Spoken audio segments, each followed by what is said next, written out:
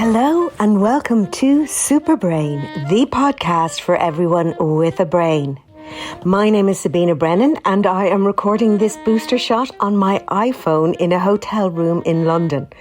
Actually, in my bed, surrounded by pillows, with the curtains drawn in a hotel in London. I hope the sound isn't too awful.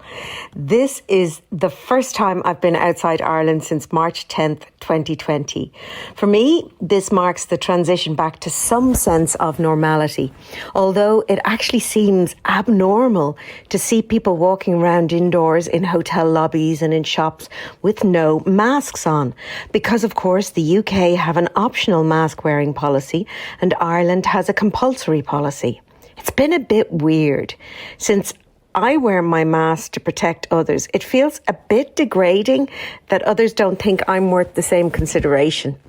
I do think that there's a lot of misconception out there around being vaccinated and mask wearing. My husband commented to a couple of guys in the lobby of our gym the other day about the fact that they had no masks on, and they replied saying, "We're vaccinated, pal.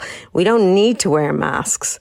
Now, aside from them ignoring the mask requirement notices that are plastered all over the gym, they totally missed the memo that explains that vaccination doesn't make you immune from COVID.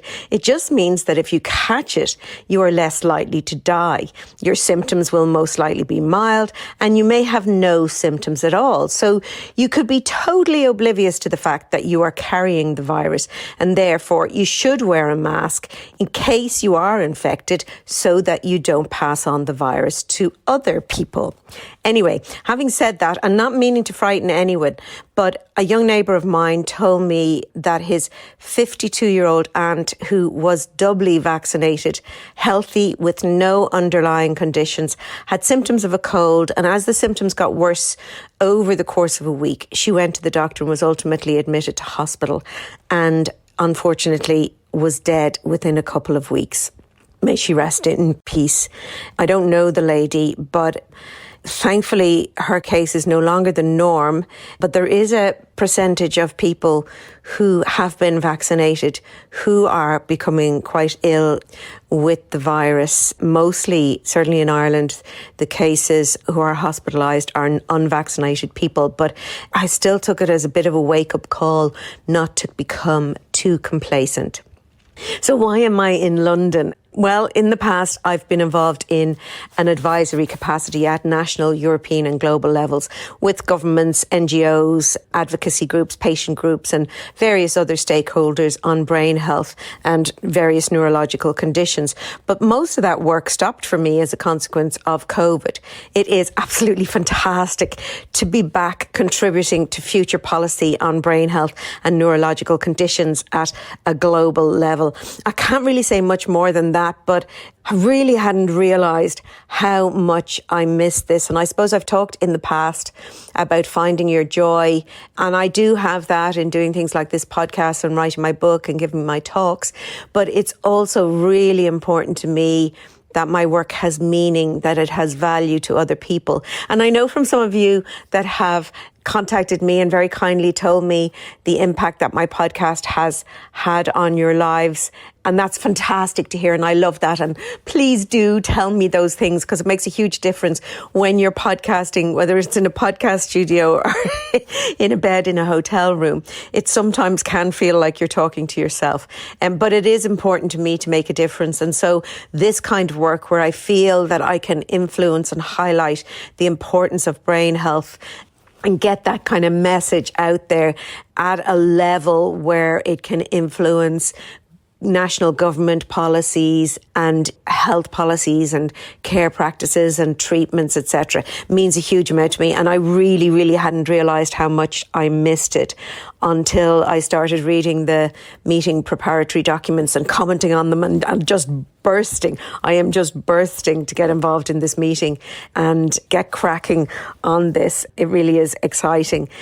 So I can't really say much more about the meeting itself, but the meeting was called at very short notice. So I haven't had time to write and record this week's booster shot, which I had planned to focus on what research says about how we might prevent suicide. Like many people, I have been touched by suicide, whether people actually following through or people who have considered taking their own lives. And for a lot of people, their loved one seemed to have just made the decision out of the blue, and that must be a very, very scary place. So I came across some research recently around what we can do to mitigate that, to prevent people following through with suicidal thoughts and tendencies. So it was to be a very, very important podcast, and I just felt that I didn't want to write it in a rush and record it in a hotel room. So I'm going to put that off and work on it when I get back to Dublin. So you'll have to make do this week with this sort of short update on my phone from my hotel room.